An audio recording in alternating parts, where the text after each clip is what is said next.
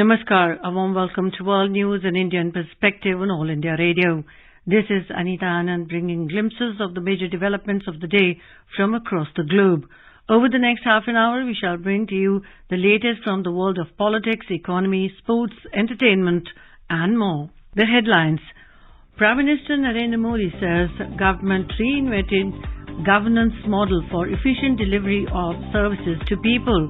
India and Egypt have stressed on the need for taking concerted action against all the United Nations Security Council UNSC designated terrorist entities. Indian government has declared Khalistan Tiger Force and Jammu and Kashmir Ghaznavi Force as terrorist organizations. 3 powerful senators introduced a resolution in the United States Senate reaffirming that state of Arunachal as integral part of India. Indian Railways launch Bharat Gaurav Deluxe AC tourist train Shri Ram Janaki Yatra Ayodhya to Janakpur. President Joe Biden says that he makes no apologies for shooting down an alleged Chinese spy balloon off the coast of the US. 7 major German airports have been brought to a standstill after hundreds of ground crew walked out on a strike in Iraq over pay.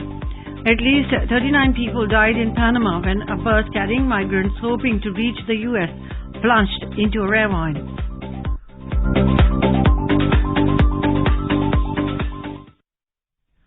Prime Minister Narendra Modi has said that the government is focusing on the empowerment of the poor so that they can contribute to national development.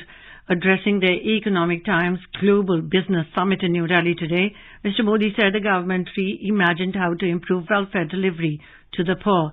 He asserted that the government has so far transferred 28 lakh crore rupees under the direct benefit transfer with zero leakage.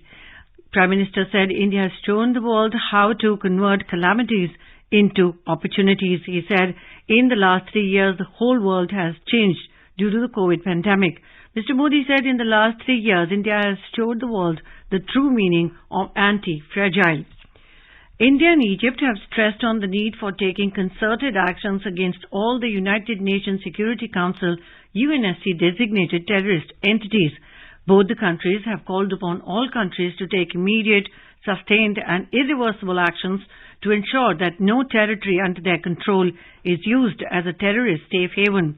India and Egypt have also called upon all countries to work towards eliminating terrorist networks, infrastructure, their financing channels, and preventing cross-border movement of terrorists. The third meeting of the India-Egypt Joint Working Group on Counter-Terrorism was held in New Delhi yesterday. The both sides reviewed threats posed by terrorist groups globally. Both sides have strongly condemned terrorism in all its forms and manifestations, including cross-border terrorism. The two sides agreed to further strengthen bilateral counter-terrorism collaboration, capacity-building efforts, exchanges of good practices, and information sharing.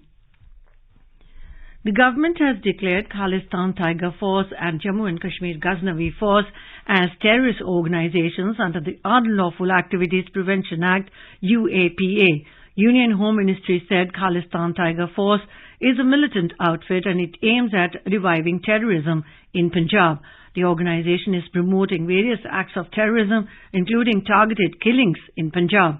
Jammu and Kashmir Ghaznavi Force has been found involved in infiltration bids, narcotics and weapons smuggling and carrying out terror attacks in Jammu and Kashmir. It draws its cadres from various terrorist organizations such as Lashkar-e-Taiba, Jaish-e-Mohammed, Tehreek-ul Mujahideen and Harkatul Jihad-e-Islami.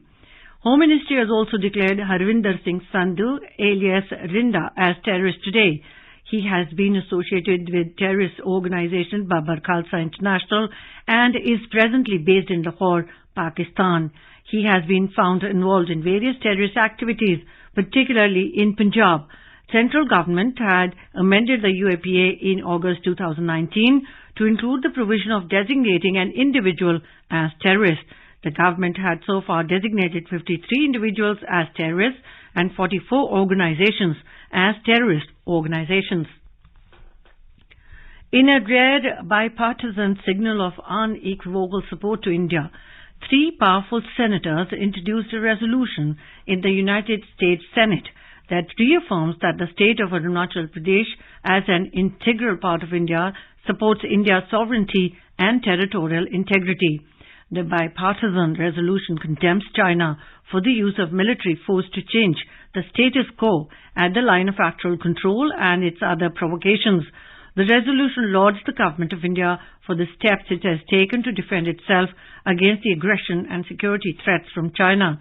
The resolution, introduced by Jeff Markley and Bill Hagerty and co-sponsored by John Cornyn, also supports India's defence modernization and diversification, applauds India's development efforts in Arunachal, including improving border infrastructure, commits to deepening U.S. assistance in the region, encourages like-minded partners to bolster their assistance to Arunachal, and expresses support for the U.S.-India bilateral partnership, including the recent initiative on critical and emerging technologies, ICET.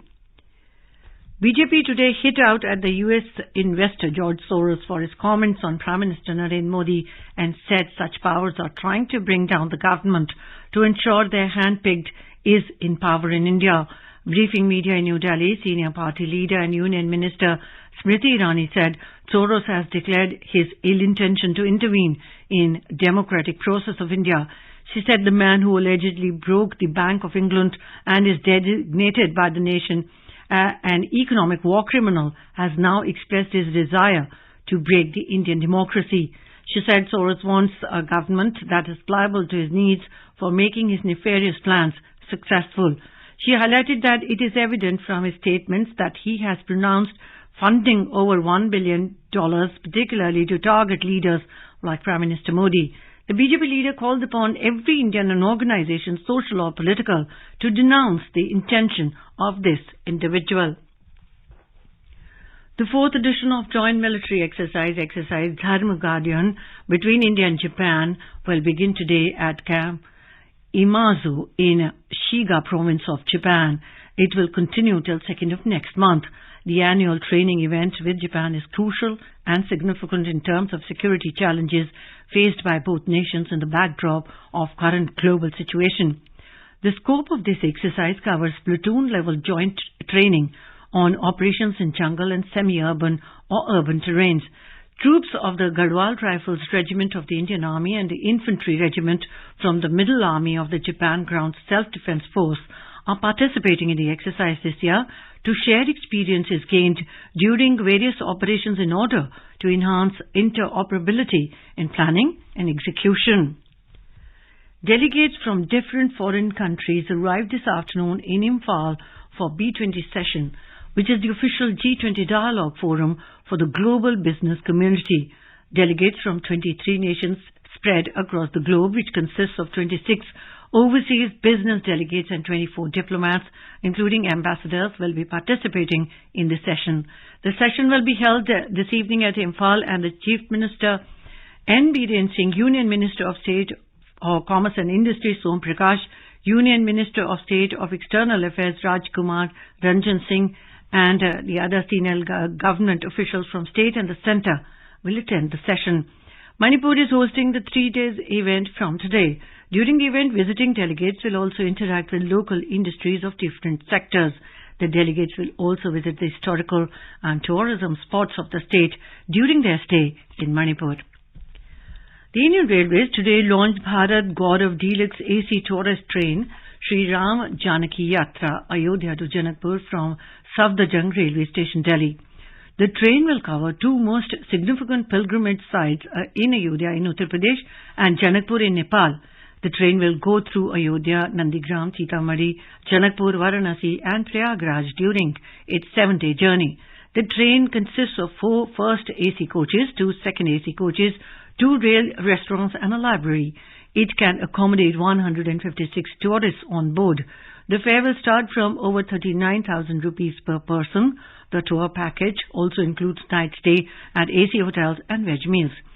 In order to make this package more attractive and affordable to a large population, IRCTC has tied up with Paytm and Razorpay payment gateways for providing EMI payment options. Users can avail the EMI payment options for making payment in 3 to 24 months. Talking to reporters in New Delhi, Chairman and Managing Director IRCTC Rajni Hasija said during their journey the passengers can visit Sri Ram Janmabhoomi Ayodhya, Kashi Vishwanath Temple Varanasi and Janakpur. The 12th World Hindi Conference concluded this morning in Nadi, Fiji. Deputy Prime Minister of Fiji, Biman Prasad, External Affairs Minister Dr. S. Jaishankar, Minister of State for External Affairs V. Muralidharan and Minister of State for Home Ajay Mishra addressed the closing ceremony. The three-day conference was organized by the Ministry of External Affairs in association with the Government of Fiji. The main theme of the conference was Hindi, traditional knowledge to artificial intelligence. Besides a plenary session based on the theme, 10 parallel sessions were held. Representatives from 50 countries participated in the World Hindi Conference. And in today's Hotspot section, we bring you a news commentary on 12th Vishwa Hindi Sammelan. External Affairs Minister Dr. S. Jaishankar inaugurated the 12th Vishwa Hindi Sammelan in Fiji. Fiji's enthusiasm and support is visible in so many ways in the Sammelan. It is also an opportunity for India to promote long-standing bilateral relationship with the island nation. Dr. Jaishankar in his inaugural address said the Sammelan would be discussing a range of issues that extend from Hindi in Fiji and Pacific region as well as Girmitia countries to the impact of IT, artificial intelligence, cinema and literature. Teaching of Hindi would also be discussed as much as the progress in transformation. It is also an occasion to reflect on the importance of Hindi in the context of international relations in the contemporary era. The External Affairs Minister observed that today the presence of so many Hindi speakers across geographies is a testimony to the effectiveness of globalization. Migration and mobility are not new phenomena, and Fiji itself is a telling example in this regard. What has changed now is that the requirements of modern economy encourage a freer flow of skills. As the knowledge economy advances, the world should prepare to see a broader demand for talent. More people are visiting, engaging and working in foreign environments. In this scenario, it is imperative that the global community addresses the culture, identity and heritage of those who may have left their land of origin. Focus on language is one very effective way of dealing with these issues. Language is much more than an expression, it is actually a culture. The minister remarked that we must recognize that globalization does not mean uniformity. In fact, it is only by understanding and accepting the diversities of our world that we can do it full justice. That is the real meaning of a democratic world order. The 12th Vishwa Hindi Sammelan highlights Hindi language and sends a strong message. It signals language both as a bonding across societies as well as being an expression of identity. It underlines the larger celebration of language and culture. Assessing the changes in the world over the last 75 years, Dr. Jaishankar said, we note that there has been a rebalancing in the international system. This was inevitable as more and more countries gained independence. Initially, this took an economic form, but soon enough it developed a political facet as well. This trend is gradually creating greater multipolarity, but if it is to develop faster, it is essential that there is also cultural rebalancing. The era when progress was equated with westernization is now behind us. Many languages and traditions that were suppressed during the colonial era are once again finding voice at the global stage. In such a situation, it is essential that the world is better informed about all cultures and societies. One way of doing that is by broadening the teaching and usage of languages, including Hindi. Through exchange of experiences and practical solutions, we can not only ensure more vigorous promotion but also broaden common solutions. The External Affairs Minister emphasized that this logic applies equally strongly to the spread of other Indian languages as well. The Sammelan would be recognizing those who have made an exceptional contribution to these goals through the awarding of the Vishwa Hindi Samman. They serve as inspirational figures for many, and their achievements will give more strength. Dr. Jaishankar expressed his deep appreciation to the government of Fiji for their support in holding the conference. Their support is expressed not only in the arrangements but in the larger appreciation they are showing to Hindi language and our culture. Significantly, the holding of Girmitia Day is also a decision that has a strong cultural resonance. Such steps express our sense of mutual respect and understanding. They have a deep impact on strengthening international cooperation. India has completed 75 years of independence. Dr. Jaishankar said that we celebrated it as Azadi Ka Amrit Mahotsav. We are now charting an ambitious path forward for for the next 25 years, a period known as the Amrit Kal. Thanks to the visionary leadership of Prime Minister Narendra Modi, we are seeing a transformation that is creating a new India. This is an India that will shoulder greater responsibilities and shape the global agenda. It will intensify its interaction with the world and fully live up to the belief of Vasudhaiva Kutumbakam. In this context, the case for cooperating with each other will only get stronger. The 12th Vishwa Hindi Sammelan is an important platform to promote deeper ties and better understanding, said the External Affairs Minister.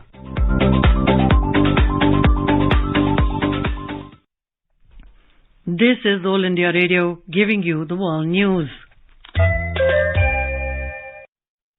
Welcome back to World News. The 16th edition of the International Industrial Trade Fair and Cottage Industry Festival of Nepal is seeing thousands of footfalls on daily at Brikuti Mandap in Kathmandu. The 5-day fair has been organized by Federation of Nepali Cottage and Small Scale Industries in association with the Ministry of Industry, Commerce and Supplies of Nepal. It was inaugurated by Prime Minister of Nepal, Pushpa Kamal Dahal, on 14th of this month. It will conclude tomorrow. The main aim of the exhibition is to promote local industries and the consumption of domestic products. Nepal has huge potential of promoting Himalayan agriculture produce to international market, which was exhibited in the festival. As many as 183 cottage industries from Nepal and other SAARC countries are exhibiting their products at the 5-day fair. The Income Tax Department survey on BBC has revealed that despite substantial consumption of content in various Indian languages, the income and profits shown by various group entities is not commensurate with the scale of operations in India. Earlier, the department had carried out survey operations in the premises of BBC in Delhi and Mumbai.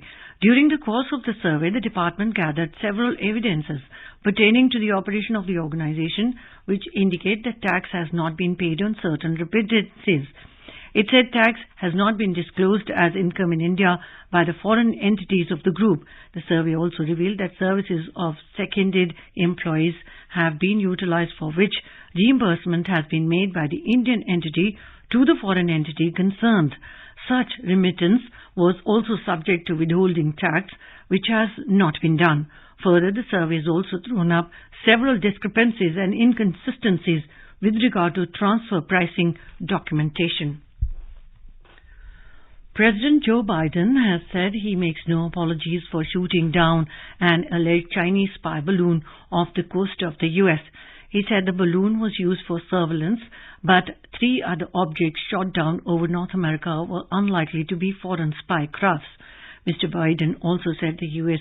would now improve its detection of similar aerial objects and would speak with China's President Xi Jinping soon about this month's incident. China has denied the balloon was used for surveillance, instead saying it blew off course while collecting weather data. But Mr. Biden reiterated the view of U.S. officials that the balloon, which traversed the country at an altitude of about 40,000 feet, that is 12,000 meters, before being blown out of the sky by a U.S. fighter jet over the Atlantic, was in fact used for spying. He further said that the U.S. was continuing to speak with China on the issue as they are not looking for a new Cold War. 7 major German airports have been brought to a standstill after hundreds of ground crew walked out on a strike in a row over pay. Aircraft are grounded at Frankfurt, Munich, Stuttgart, Bremen, Hamburg, Hanover and Dortmund. More than 2,300 flights have been cancelled, affecting 300,000 passengers, with air travel effectively wiped out. Members of the Union and Civil Service Association are demanding 10.5% pay increase for workers. At Leipzig Airport, a handful of international flights got away this morning, but domestic flights were cancelled. At Frankfurt Airport, a couple of passengers wheeled suitcases through what is usually the bustling departures terminal. It was, one local TV reporter noted, almost an empty as it had been during the COVID pandemic. The action coincided with the start of the high-profile gathering of the world leaders and defense experts at the Munich Security Conference. The arrival of the prominent guests was not expected to be affected, but other delegates were advised to travel by train. Airports handling emergency aid for earthquake victims in Turkey and Syria have said that those cargo flights would continue as scheduled. Representatives of small and medium business associations condemned the action as unacceptable and accused the unions of taking the whole country hostage for their own interests. South Africa is starting a joint military exercise with Russia and China that some countries say it amounts to an endorsement of Russia's invasion of Ukraine. The US also criticized the 10-day naval drills, which will continue over the first anniversary of the war in Ukraine. But South Africa's government says it remains neutral regarding the conflict and it routinely hosts similar drills with other countries, including France and the US. The Musi 2 naval exercises are taking place in the Indian Ocean off the South African coast. The South African National Defence Force has 350 members of its armed forces will take part. Russia has announced it will send its Admiral Gorshkov warship, which carries Zircon hypersonic missiles. These fly at 9 times the speed of sound and have a range of 1,000 kilometers, that is 620 miles. The death toll from Turkey-Syria earthquakes is nearing 44,000.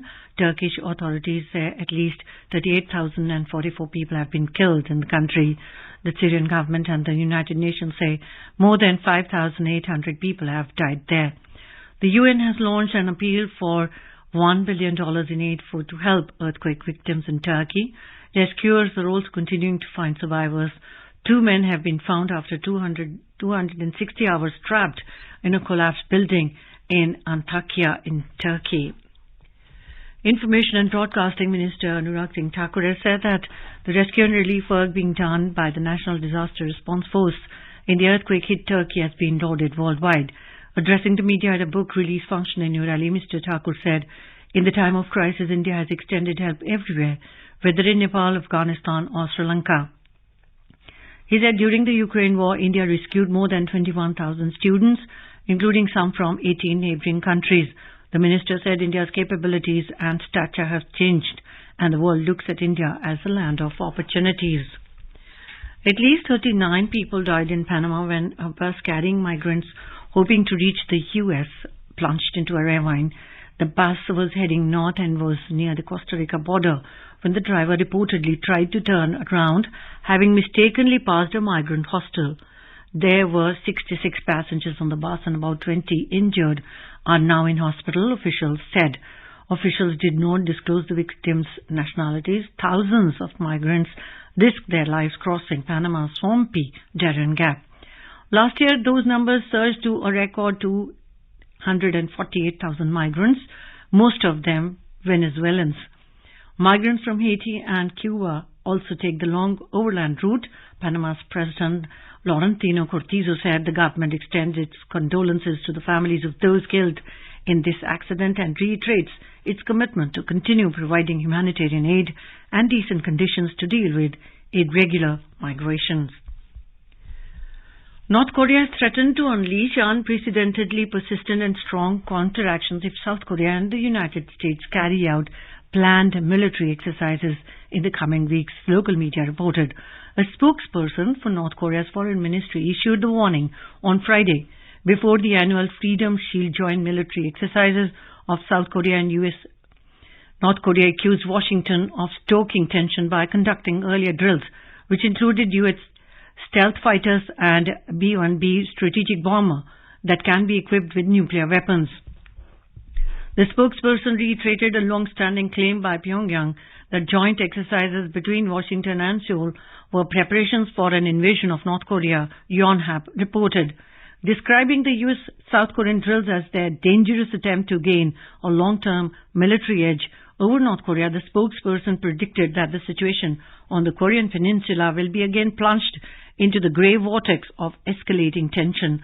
North Korea issued that statement less than 2 hours after South Korea announced a joint tabletop exercise with the U.S. next week aimed at honing Washington and Seoul's joint response to a potential use of nuclear weapons by North Korea, Seoul officials said on Friday.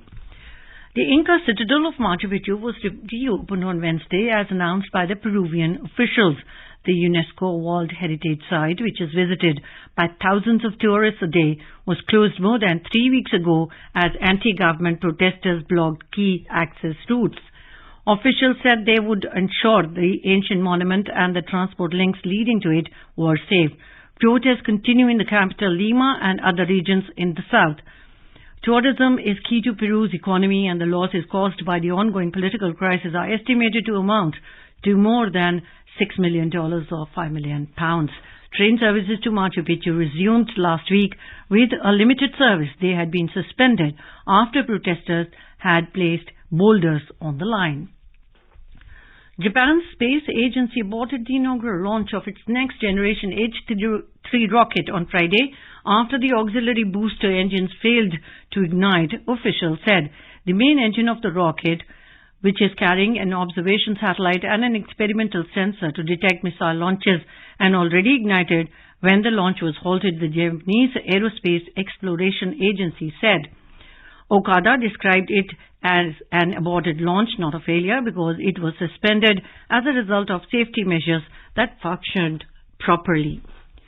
2 weeks after tropical cyclone Chiniso devastated Madagascar, killing 30 people, the Indian Ocean island nation and its neighbors are bracing for a more powerful cyclone, Freddy. Meteor France has described Freddy as an intense tropical cyclone and a particularly powerful and compact tropical system generating extreme winds near its center. The much smaller islands of Mauritius and Reunion are on high alert as Freddy, churning westward on Friday about 2,000 kilometers east of Mauritius, was expected to cause flooding there Sunday and Monday. And now a report from the business desk. Sensex declined by 317 points or 0.5% to finish at 61,003. Nifty 50 also fell by 92 points or 0.5% to settle at 17,944. Among global stock markets, most Asian shares today ended down except Singapore Straits Times Index. Hong Kong's Hang Seng fell 1.3%, while South Korea's Kospi declined 1%. China's Shanghai Composite lost 0.8% and Japan's Nikkei 225 slipped 0.7%. On the other hand, Singapore Straits Times gained 0.5%. European shares were down in intraday trade. Oil fell more than 2% as strong U.S. economic data heightened concerns that the Fed Reserve would further tighten monetary policy to tackle inflation, a move that could hit fuel demand. Brent crude was trading at $82.95 per barrel. Back home at the multi-commodity exchange, gold futures for April was trading at 55,832 rupees per 10 grams. Silver futures for March was trading at 64,489 rupees per kilogram when reports last came in. Arjun Chaudhary for World News, All India Radio. And now let's take a look at the major developments around the world as reported in the foreign press. The Washington Post reports in wake of Ukraine war, US and allies are hunting down Russian spies. The Globe and Mail writes CSIS documents reveal Chinese strategy to influence Canada's 2021 election. The Guardian writes British guard sentenced to 13 years for spying for Russia at UK embassy in Berlin. Global Times reports European Union announces lifting of travel limits for China. The Japan Times writes Zelensky eager to join G7 online summit following Kishida invitation. And Le Monde reports Ukraine accuses French retailer Auchan of being Russia's weapon after revelations. And now a quick look at the headlines once again. Prime Minister Narendra Modi says government reinvented governance model for efficient delivery of services to people. India and Egypt have stressed on the need for taking concerted action against all the United Nations Security Council UNSC designated terrorist entities. Indian government has declared Khalistan Tiger Force and Jammu and Kashmir Ghaznavi Force as terrorist organizations. 3 powerful senators introduced a resolution in the US Senate reaffirming that state of Arunachal as integral part of India. Indian Railways launched Bharat Gaurav Deluxe AC tourist train Sri Ram Janaki Yatra Ayodhya to Janakpur. President Joe Biden says that he makes no apologies for shooting down an alleged Chinese spy balloon off the coast of the US. 7 major German airports have been brought to a standstill after hundreds of ground crew walked out on strike in a row over pay, and at least 39 people died in Panama when a bus carrying migrants hoping to reach US plunged into a ravine. And now, before we end, let's listen to Mahatma Gandhi's favorite bhajan, Vaishnav Jan, by artists from Nepal.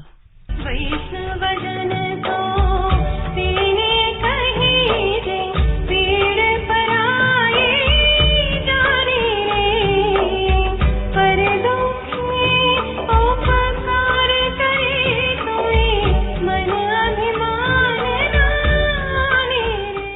And with that, we end this bulletin. We'll be back at the same time tomorrow with the next edition of World News.